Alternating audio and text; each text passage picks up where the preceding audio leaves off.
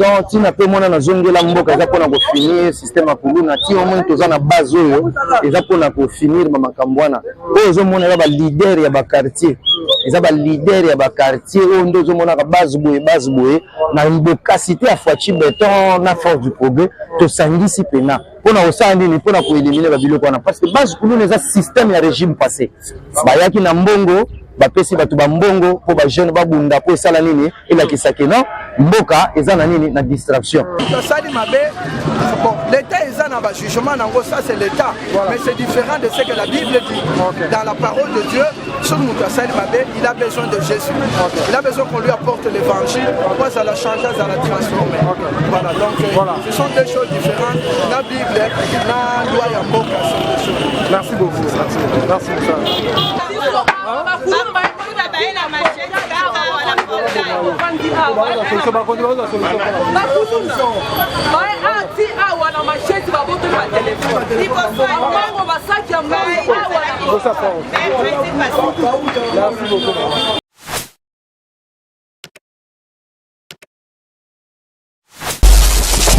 Balobi King France Télévision ne makam oza bezuta ba film bien otala ba émission bien King France Télévision ne makam chaîne moko ya kanda aïe aïe aïe balobi so toloba minte musala ne makam abonnez massivement la chaîne France King TV et pas Yannick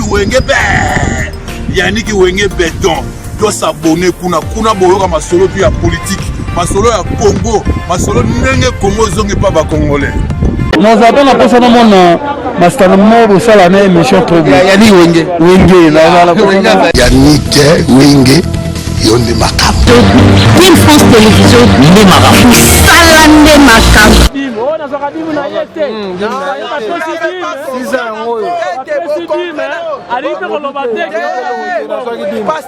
Pasteur Dalo aza pasteur ya Philadelphie. Non, il y a une information dans les réseaux sociaux. Pasteur Dalo aza pasteur ya Philadelphie. Donc aza na droit ya dimte.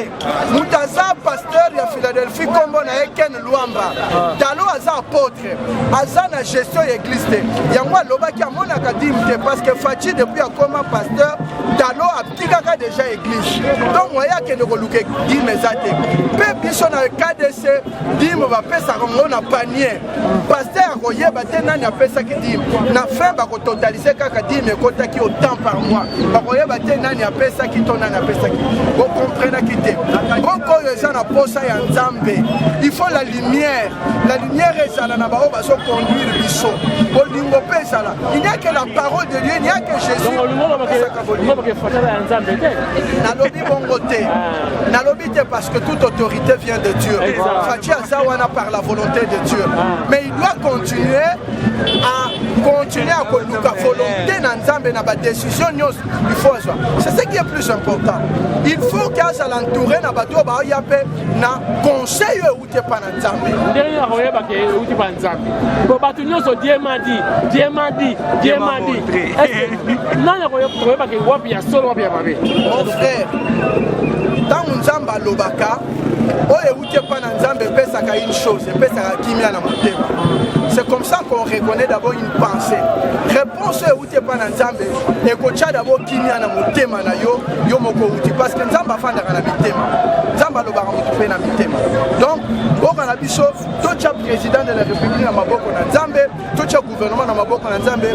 Boba yeba ko sala oye zali mokano na Nzambe. Que ça soit la volonté de Dieu qui le guide, pas leur propre volonté. Si papa faire ba kuluna o za volonté Nzambe toza ba politicien. Mais le kuluna ce sont les conséquences ya. Ce sont les conséquences que batu bazangi Yesu Masia. Kuluna zanen, les esprits oyo, il y a délinquance, esprit démoniaque parce que mon dubois Simbambelia kata muninga. C'est le diable qui règne dans son cœur et les gens ont besoin de l'évangile. Il n'y a que la parole de Dieu qui peut transformer le kuluna. Ataba memia na kanyamaka sesowana. Molimo ya kuluna kopimate. Il n'y a que Jésus-Christ qui peut délivrer un kuluna à pécher bon somi, à pécher bon mol. Il n'y a que la parole de Dieu. Voilà pourquoi nous on prêche la parole de Dieu. Peine de mort. Écoutez, faut savoir que l'âme ya mutu eza na valeur liboso na nzambe. Voilà. L'âme de tout homme a du prix aux yeux de Dieu. Vous voyez? Donc, il y a Koboma Moutassali Mabé. En tout cas, moi personnellement, en tant que prédicateur de l'évangile, ce que je peux apporter, je crois que Jésus peut transformer un Koulouna. Mais la Bible nous dit que le salaire du péché, c'est la mort.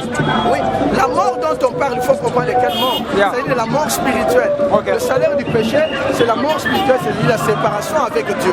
Mais le don gratuit de Dieu, c'est la vie éternelle. Voilà. Vous voyez? Donc, il faut bien qu'on comprenne la parole de Dieu. Bon, l'État est dans le jugement, ça c'est l'État. Mais c'est différent de ce que la Bible dit. Dans la parole de Dieu, il a besoin de Jésus. Il a besoin qu'on lui apporte l'évangile. Moi, ça l'a changé, ça l'a transformé. Voilà, donc ce sont deux choses différentes. La Bible, la loi et Mboka, c'est deux choses. Merci beaucoup. Merci beaucoup. Oyo za makambo art. Oyo ya art. Artiste combattant, comment? Kitoko makasi. Wawa, tu veux nous parler du peuple pour dire que moi je suis un artiste engagé. Boye bambalo ya kokende kabila kokende nana la pinda e kanamba kokende wana 2011. Nandinga direct à Johannesburg, mais surtout tellement que mboka pe congolais des pères et des mères à pouvoir. Il y a un moment combat dans les bandes ici là. L'artiste, nous sommes ici maintenant au pays parce que tout le monde a pays pour tout le monde sa mentalité quoi. Il y a un moment la jeunesse mobimba ya Lukunga, ça c'est la jeunesse qui se développe, la jeunesse patriote, artiste, mécanicien, tous les grands talents. Il y a Lukunga, tout ça na biso, tout ça na président na biso Yannick Bayenga Boalo à Tango, bana Djobur Bayebi, Bijungu Bayebi, Jojo Lavamba Bayebi, qui non abelé ma me barumbu et koyate, qui toko makasi. Voilà, merci beaucoup.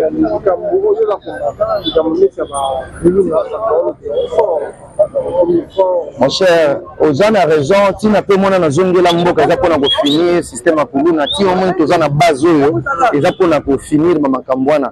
Ozo mona ba leader ya ba quartier. Eza ba leader ya ba quartier oyo ndozo mona ka base boye na mbokasité à Fouachi béton na force du progrès to sangisi pena. Pona osandi ni pona ko éliminer ba biloko na parce que base Koulouna eza système ya régime passé. Bayaki na mbongo bapesi batu ba mbongo po ba jeune babunda po sala nini ila kisake non mboka eza na nini na distraction eza régime ya Kagame eza régime ya Kabila o ba ya ba imposer na kisasa ya kopesa ka ba base ba mbongo po babunda ka baswana ka ebimisaka ke non jeunesse congolaise est développée te système ya Koulouna yango moni ministre de justice a telemela yango soko sali Koulouna condamné à mort. Tout va bien. Yo oyebi tozala na mboka Mandela. Soko bomi ba osaloni ba boma yo. Et puis to sala ngoni ni mob justice biso moko ba yike to sani ni to tumbi yo yebi ke ndaka bongo. C'est quoi ni pona obomisa mboka ti. Na Congo comme mpona soko sali Koulouna ba ka okufi. Oyebi bakati maboko pona obomisa Congo kimbango yo. Oyo za Congo kimbango ya mama Kimpanzita. Vol na Kikongo zalate. Détournement na Kikongo zalate. Droit de l'homme ezalakate. Droit de l'homme eza système moko boye bayiba ka bambongo. Droit de l'homme ya nani? Batu bazo kufa na est wana. Yo sema na droit de l'homme basali grève. Communauté internationale. Le droit de l'homme eza nini? Ce sont des systèmes des occidentaux. Tosi toyebi babilo kwa. Même l'éducation à l'école, eza faux éducation. Bazo charger bana na biso l'éducation ba cour rebelle. Mais na suka toza na eloko toyebi te. Okoma baki connaît tout. Siko betangi lingala soke zongi. Kibobiso soke zongi. Omona na kibobiso na Kikongo détournement zate. Omona na Kikongo impolitesse zate. Tozalika na luzitu respect. On se comprend? Avant Jésus, il y avait la paix. Après Jésus, il y a des guerres. Ce que tu réponds à what? Ce qui a dit pour Nabiso, est-ce que tu as l'anzala aussi longtemps tu as minéré? Et je sais la pasteur Baundinda. Ce que Biso jeunesse à Congo, Biso Baïki à Congo, tu as je vais aller donner ce message de la jeunesse congolaise, en particulier de ceux de diaspora. Parce que la jeunesse congolaise ici permanente a besoin de la mentalité de la diaspora et l'effort de cette écoute de fait que non, ce que nous avons appris à l'extérieur, nous devons rentrer ici et pratiquer ça dans notre pays. C'est ce qui a été dit le prophète Kimbangu Fumu. Donc,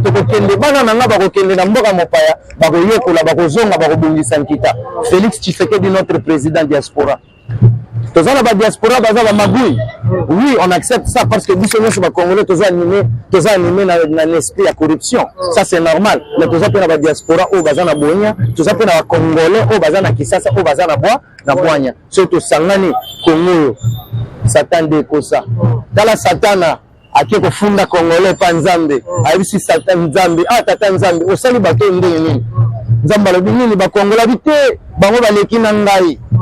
Batika makambo ya Congo na nza la Satan mo ba kokango qui a découvert l'embouchure du fleuve Congo au de Bokao. Nous voulons nani wana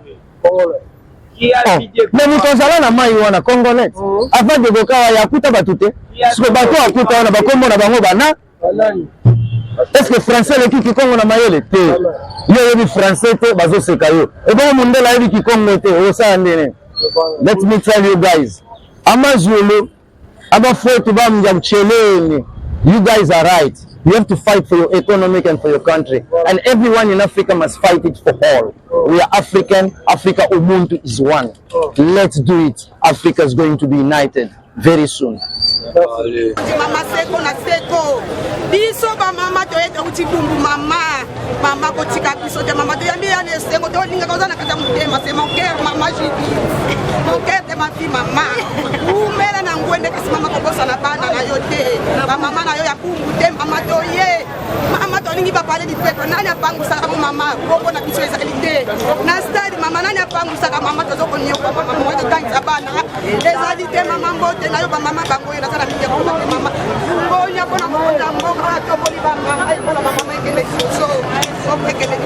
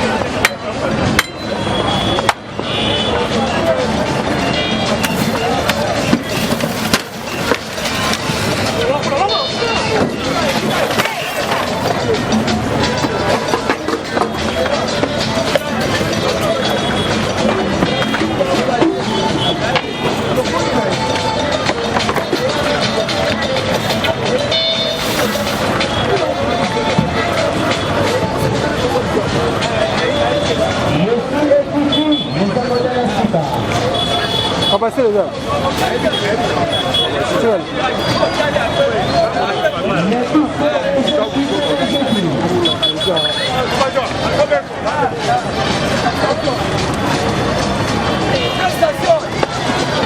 La touche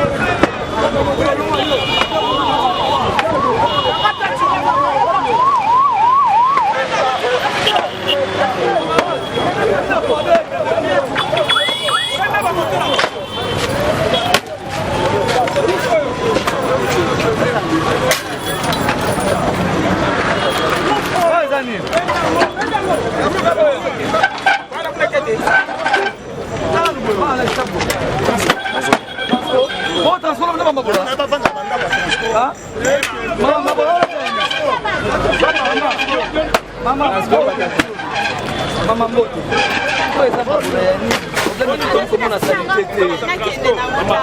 Problème n'a pas été Babi a transfert, n'est-ce pas? S'il vous plaît, madame, apaise-toi, apaisez-vous. Dans tout le monde, tout n'a boyé. Babi a transfert, n'est-ce pas? Question n'a pas été babola. Oh, yo zé nini na disco. Na babola. On doit pas pouvoir voter un gol pour la bien. Ouais, ça fufu nini. Mikate. Et si les kiti ça na tala. D'accord. Siko la nanga i mama. Pona lelo na tiki. Pona lobi na otika te na ozala catégorie. Hein? Mama longola bilona, longola bilona. Mabe bosa na esika oyo. Longola. Alabini. Bosa na esika oyo. Kaka na zolo baboye. Tombola bilona mala. Longola, longola.